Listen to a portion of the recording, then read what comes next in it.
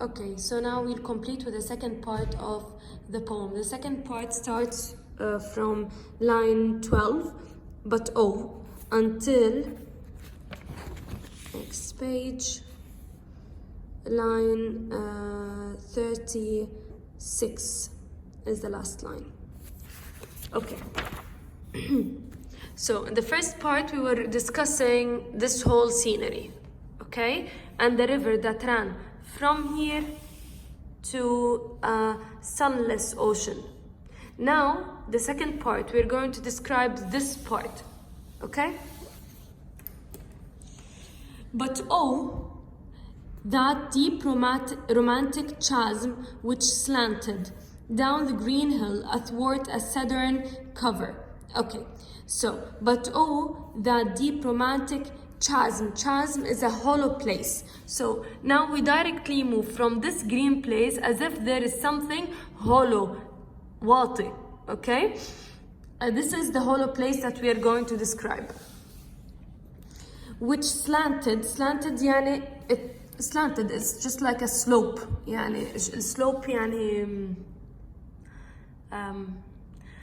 مثل الهيل مثلا بيكون الهيل one second مثلا if I have a mountain, okay, هذا بقول له أنا slope, تمام? This is the slope. So this part we're describing now, this part, okay, اللي هو هون, the chasm that is going, يعني directly now you have to imagine as if it's something deeper. It is something more hollow, more down, let's say. Okay. Which slanted down the green hill athwart a southern cover. Athwart means across a southern cover. And you have to imagine it as if it is, the whole scene is cut in two. Okay? The first part and then directly في slope.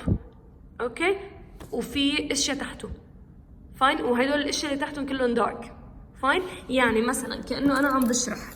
The top here, I was explaining the top اللي هي green وcastle and so on, and now I'm directly explaining what is underneath.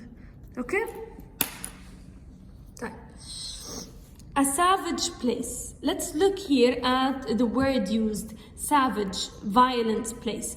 With respect to here everything was described as something very nice, gardens, bright, and so on. Now, first of all, it's a slope. First of all, it's a chasm, it's a hollow place, like an underground place. So, and it's savage. Okay, so you directly have that fearful, fierce vibe to the place. As holy and enchanted. As holy and enchanted. Again, they are not only, this place is not only violent for the sake of being violent. No, it has that magic, that splendor. As ever beneath a waning moon was haunted. So a waning moon, waning means dying moon or disappearing moon. So not only there is darkness here, but even the moon is disappearing, it's going. And let's look here, there is a woman who is crying over a love. And this love has the demon thrones. Let's go and complete. By a woman as ever beneath a waning moon was haunted. So this place is haunted. Haunted by whom? By a woman wailing for her demon lover. She's wailing, she's crying for her demon lover. So, and from this chasm with ceaseless turmoil seething,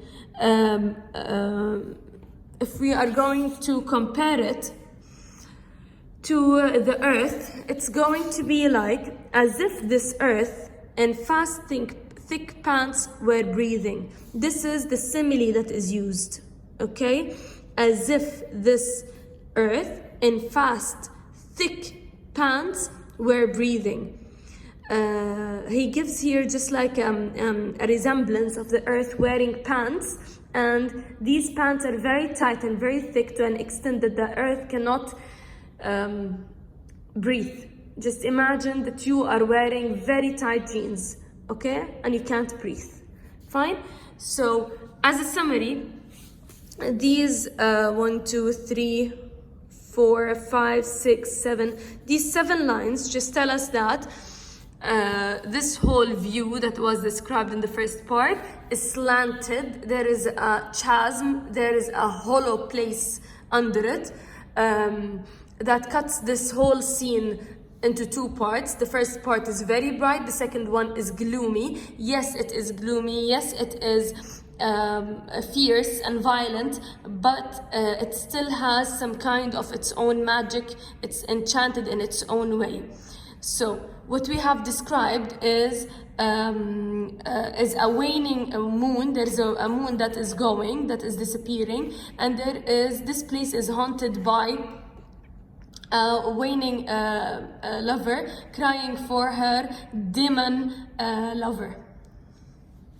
Remember that this whole thing, this whole poem resembles a dream, okay? So of course you won't have like a story to be told. You'll have like كيف نحن مثلا when we dream of something that has parts and that has different meanings. وبتلاقي مثلا for example you can dream of a cat dancing in a circus or whatever, okay? So things that don't make sense.